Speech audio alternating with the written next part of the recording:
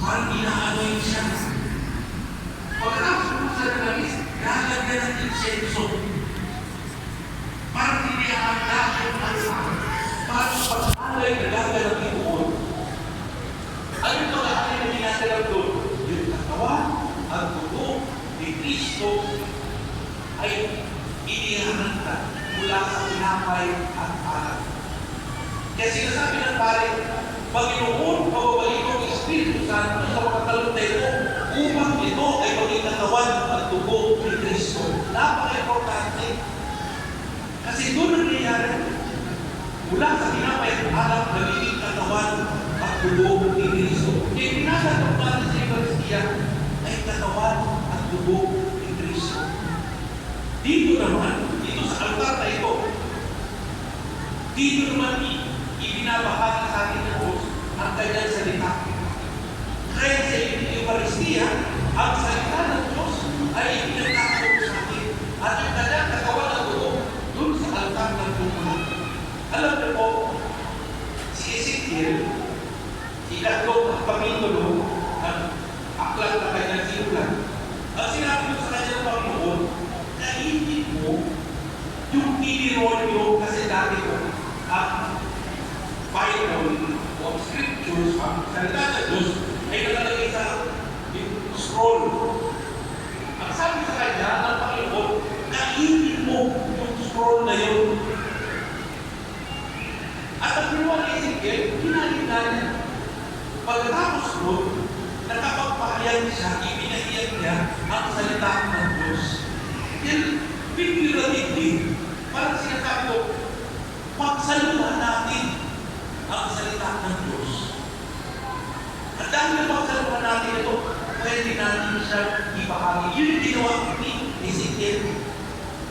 At yan din ang habon para sa ating lahat ngayon. Na tayo, hindi lamang tayo makikinig sa salita ng Diyos, hindi lang tayo makikinig sa aral ng Diyos, pero tayo din pinagkukulan ng buhay na salita ng Diyos. Kapag isinasabuhay natin ang salita ng Diyos, ipapahayag na natin ang salita ng Diyos. Yung mga lektor dito, ipinapahayag ang salita ng Diyos. Kapag kayo nakipagpagkuhan tungkol sa Bible, kayo ay nagpapahayag ng salita ng Diyos.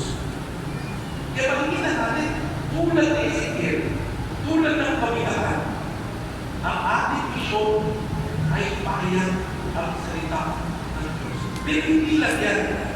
Kasi pagkatapos sa ito, bago pagkatapos sa isa, tatanggap tayo ng komunyon ang katawan at dugo ni Kristo. Ang kararapan lang ba o misyon natin ay tanggapin ang katawan at dugo ni Kristo? Hindi mo. Kapag tinanggap natin ang katawan at dugo ni Kristo, tayo din po ay nagiging tinapay at alak para sa ating kapwa. Ano ibig sabihin mo? Sana sa ating buhay, nagtutulong tayo ng pagsusulan sa ating kapwa. Meron tayong malasakit sa ating kapwa sa tinapay. Sa alak naman, tayo ay nagtutulog ng galak sa ating kapwa. Kasi yun yung tinapay ng alak. Nakapabili ng usulan. Kuya, po. Okay. Kaya sa akin po, may offering po dyan sa misa, sinasabi ko po, gawa, pinagpapasalamat namin ang lahat ng nagbigay. Lalo din ang tinapay at alak. Gawa, ang lahat ng mga nag-alay ay maging tulad ng tinapay at alak. Nakapabili ng usulan at galak sa aking kapwa. Yan ang ating misyon. Pagkatapos natin tagapin si Kristo, makapagbigay naman tayo ng kabusutan at galak sa ating kapwa. Yan po, lahat ng yan ay naihanda mula sa altar.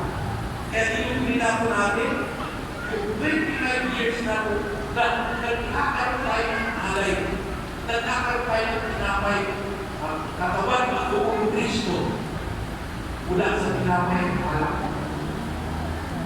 Nagmumula ang niyahanda sa altar.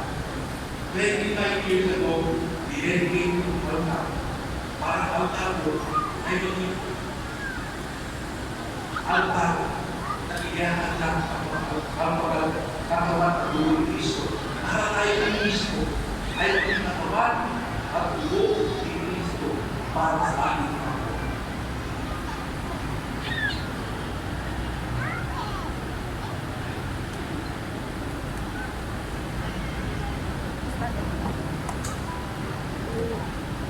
Sumasampalataya ako sa Diyos sa mga kapangyarihan sa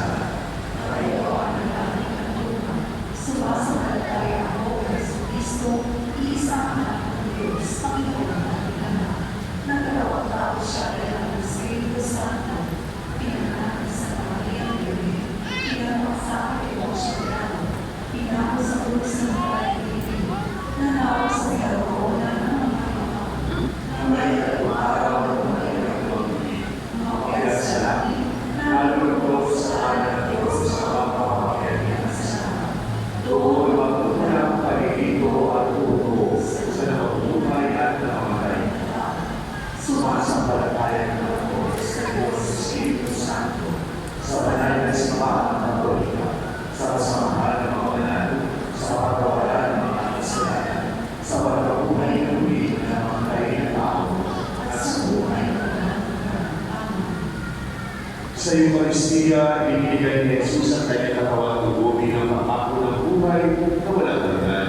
Idalangin natin sa Ama na may isang buhay natin ang pagliligtas ni Kristo kung tiwala natin sa bigil. Panginoon, tingin po ang iyong bayan. Panginoon, hindi mo ang iyong bayan. Tulad ni Kristo, taus-puso na mapahitayan ng Santo Papa, mga obispo, mga pari at mga diakono, ang kanyang buhay sa taus-pusong pagpilipod sa lahat ng tao. Manalangin tayo. Panginoon, hindi mo ang iyong bayan. Maging matatagtawa ang mga nagtulong sa pagpalaan sa kanilang mahusay at tapat na pagpilipod sa bayan. Manalangin tayo. Panginoon, hindi mo ang iyong bayan. Makakita nawa ang mga may sakit, mga biktima ng karanasan, at mga nagkikapos ng pag-asa at higala. Sa pamamagitan ng banal na Isunay Eucharistia, manalangin tayo. Panginoon, hindi mo ang iyong bayan. Ngayon mga kapatid sa Santa Teresita, ating ilapit sa Panginoon ang sarili-sarili nating mga panalangin.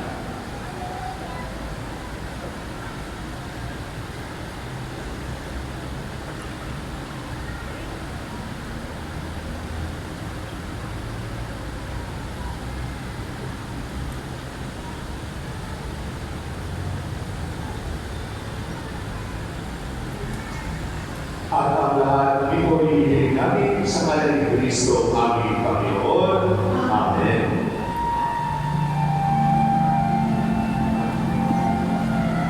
Para po sa mga itinawag na lamang ng Diyos, maaari na po kayo na pumigasin na sa mga maraming salamat.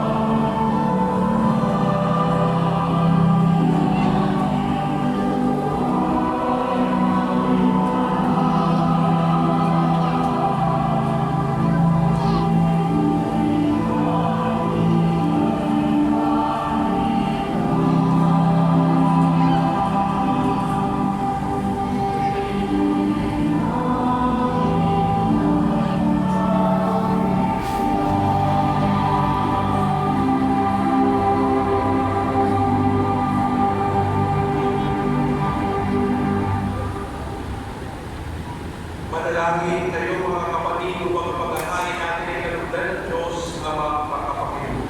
Tanggapin nawa ng mga Panginoon kung paghahain sa iyo ang Amahan sa mabulian niya at kaamalan sa aking kapakinaman at sa buong sa kanyang mga panahon. Ang maraming pagkakataon natin po ang mga hari upang maganap at pagpapalitan ng iyong kalooban ng aming handog sa aming paghahain sa iyo na iyong pagkikigay para kami maging marapat na iyong pagkakataon. Sa pamamagitan ng Espiritu kasama ng Espiritu Santo, magpasawalang Amen. sumainyo ang Panginoon. Sumayin. Itaas sa Diyos at iyong pusong iyo. Ilaasan namin sa Panginoon. Pasalamatan natin ang Panginoon ating Diyos. Marapat na siya ay pasalamatan. Ang maraming makapangyarihan tunay ng maraming ikaw ay aming pasalamatan. Ang iyong mga sukli na nagtaksil ay nagbabalik ngayon sa iyong pag-ibig. Bunga ng malasakit ng anak mong masunurin at ang Espiritong bigay upang lahat ay puputin. Kami mga niluwas ng anak ng pamahal ay iyong mong mag-ipon at magkapisa upang magsama sa masaganang kapag ng buhay. Kaysa ng anak mo at ang Espiritu Santo, ang iyong sabay na nagpupuri sa iyo. Nagkakapisa ngayon ang buo sa katawan ni Kristo.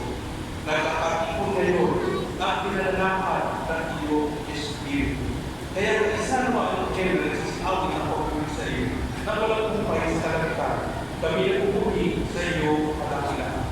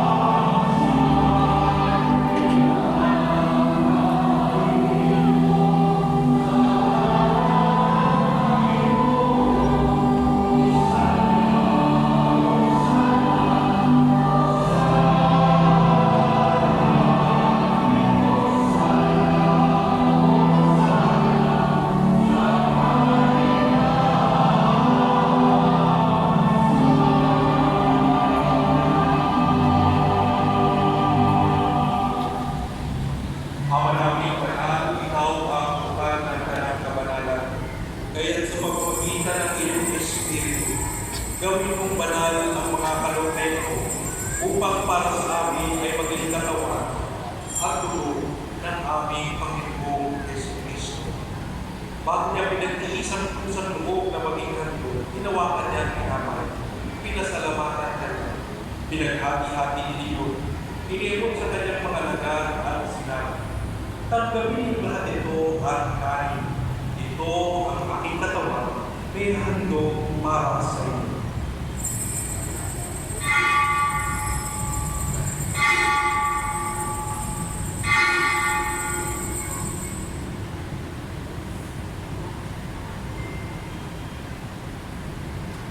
Kaya din naman matapos ang kapunan ng hawakan niyang kalis, muli kanyang pinasalamatan.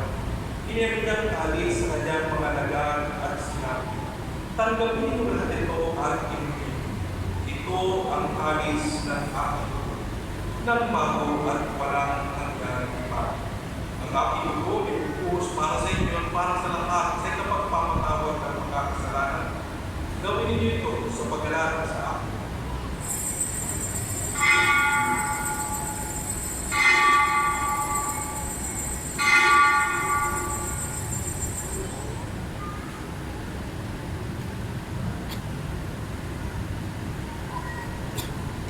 Ipagpuli natin ang misteryo ng pananampalataya.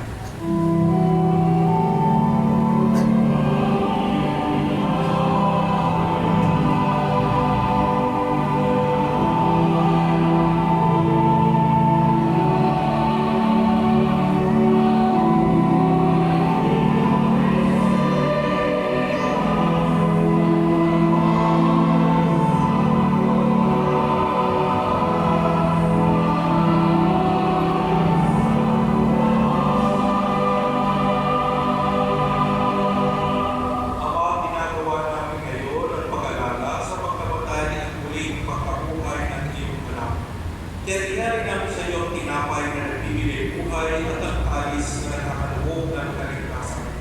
Kami nagpapasalamat dahil kami iyong pinarapat kanulo sa harap mo para maglingkod sa iyo. Isinasama namin kami magsasalo-salo sa katawan ng Puro Kristo ay mabulod sa pagkakaisa sa pamamagitan ng Espiritu Santo.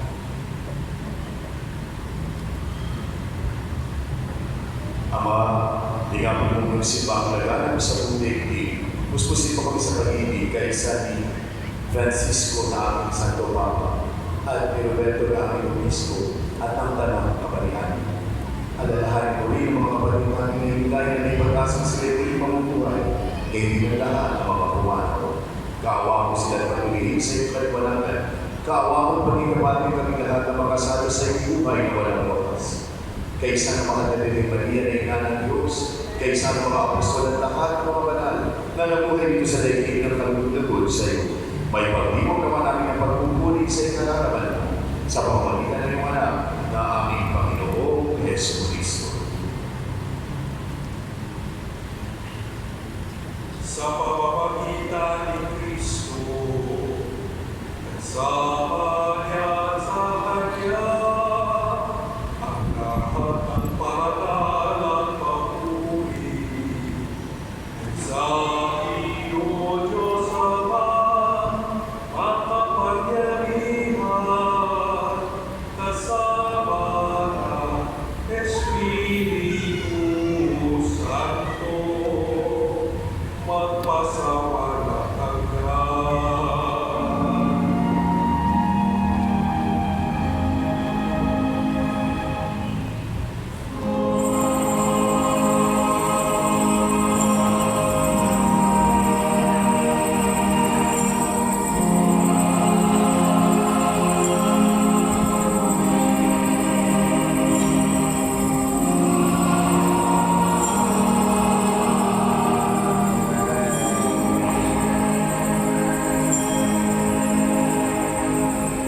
Sa talumpili naman ang makagaling ng mundo sa Lord Jesus na Panginoon natin at Diyos, ipakayag natin ang lakas.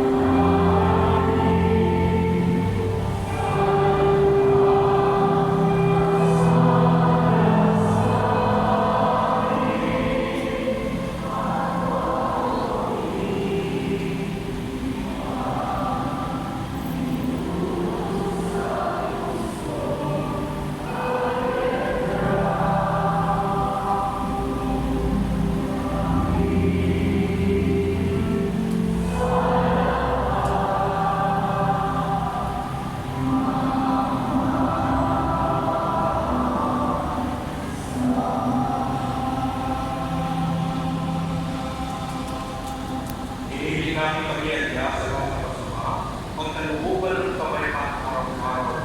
Iligtas sa kasalanan at iyan sa lahat ng kapapakasan. Samantalang aming pinananabigan ng dakilang araw ng pagpapahayag ng tagapagligtas namin sa Yesu Cristo. Sapagkat iyo ang kaharian, ang pagkayahan, ang pagkayahan, ang pagkayahan. Amen. Panginoong Yesu Cristo,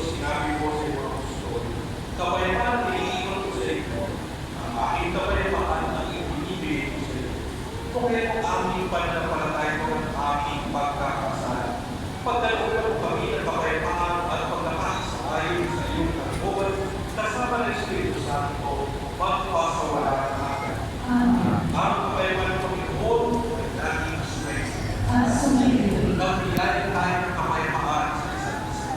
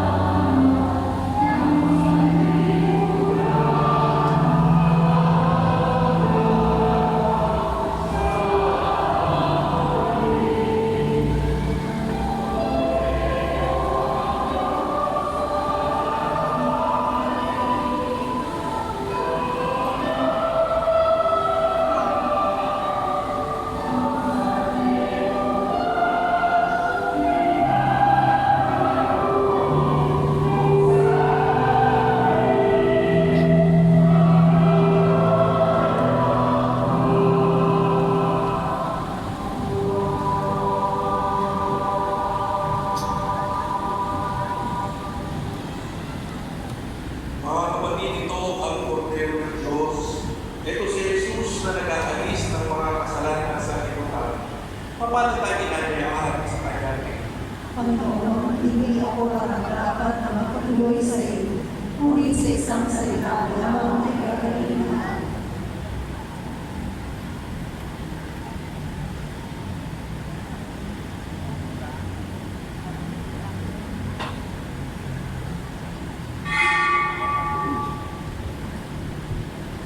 Sa lahat po ng tatanggap ng banal na Panginoon, manatili po muna tayo sa ating mga upuan. Ang komunyan po ay magawin by Rose na mga ushers po na gagawin sa inyo. Salamat po sa mga nakikibahagi sa ating live stream class. Magsilot po para sa Panginoon Espiritual. Panginoong Jesus, ako ay naniniwala na ikaw ay nasa banal-banal ng sakramento. Iibig ikaw ang higit sa lahat. Nasa kong pagkakita sa aking kaluluwa, sapagkat sa mga sandali ko, hindi ka magtatagap sa sakramento. Tumuloy ka sa Espiritu sa aking puso, iyayakan kita na para maging galing mo ka namin. Aking aalay ko ng pupul ang aking sarili sa iyo. Huwag niya ang mawalan mo sa iyo. Amen.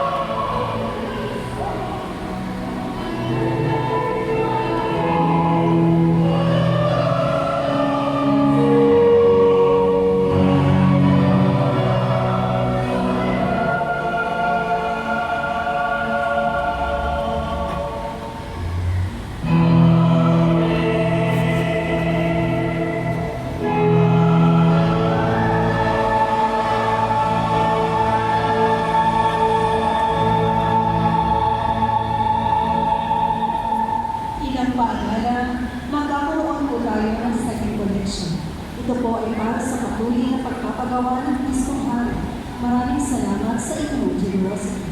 Sa August 21, Wednesday, sipa po tayo para sa ina ng laging suklolo. At sa August 22 ay fiesta ng Mary the Queen. Kaya magsipa muli tayo, lalo na ang mga 60 years old pataas. Sa August 24, ang schedule natin sa Compil. Magpalista na po sa opisina. Dahil ang birthday ni Mama Mary ay sa September 8, ay tumapat na Sunday, ito po ay ipagdiriwang natin ng September 9 Monday.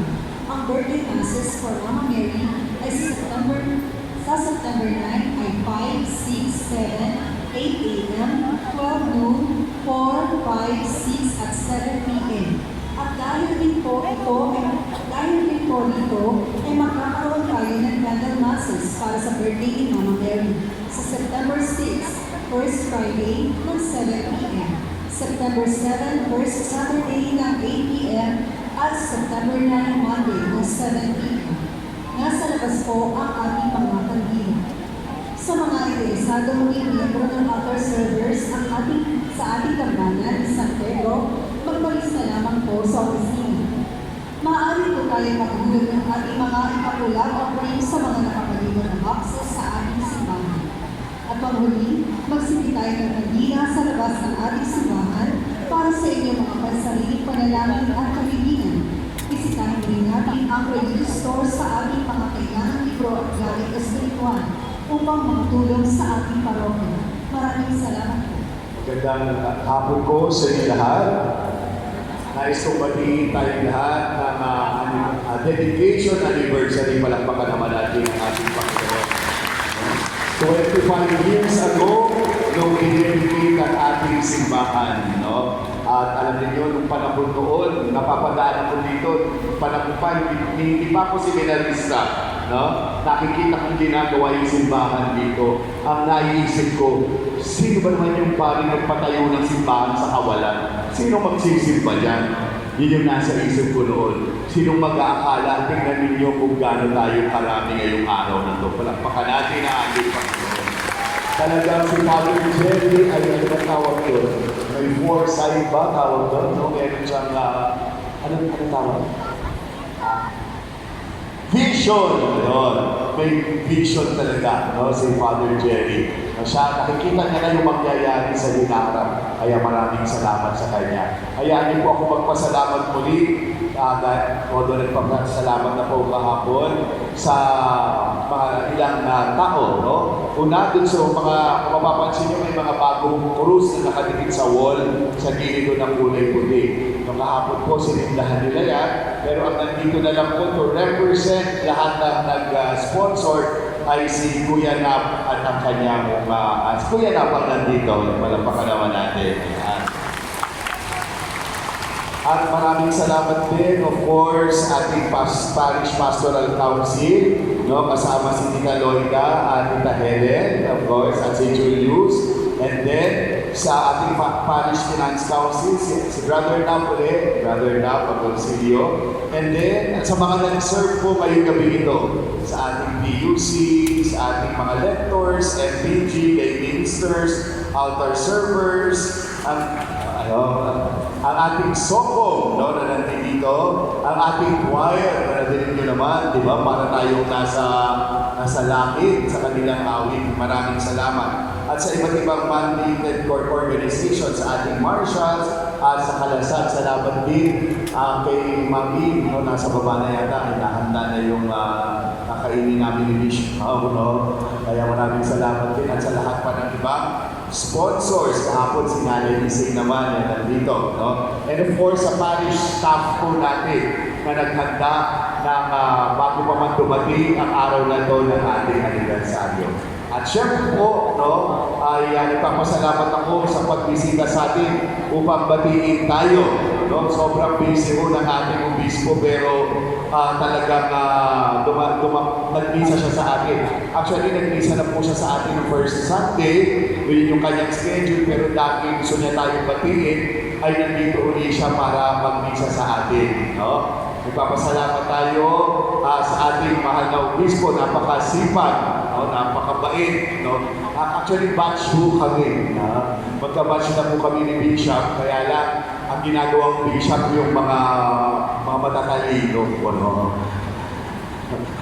So, kaya po siya ang ating obispo ngayon. So, nagpapasalamat po tayo sa kanya. Parati siyang bumibisita dito sa atin para kumustahin tayo. No?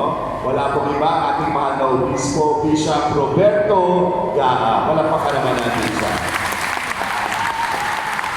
Thank you very much po. So pagkatapos po ng misa, ay kakain po kami ni Bishop sa baba. Kayo ho ay pinabuksan ko yung access, yung iba-ibang restaurant, kain din po kayo doon. Kayo na lang po ang magbayan.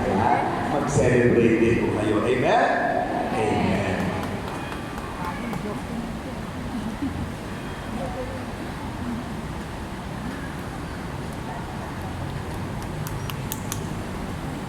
Manalangin tayo. Ama naming mapagmahal, sa banal na makikinabang, si Kristo ay aming pinagsaluhan. Hinilin namin kami maging katulad niya sa langit, makundangan sa kanyang pagiging aming kamaris. Bilang tagapamagitan kasama ng Espiritu Santo, magpa sa walang hanggan. Amen.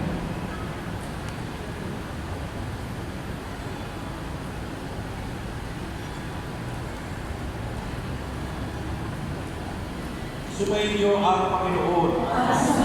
Magpalain kayo ng mga Panginoon Diyos, Ama, Anak, at ang Espiritu Santo. Amen. Pumayo kayo tagal pag-ibig at kapayapaan ni Kristo. Salamat sa Diyos.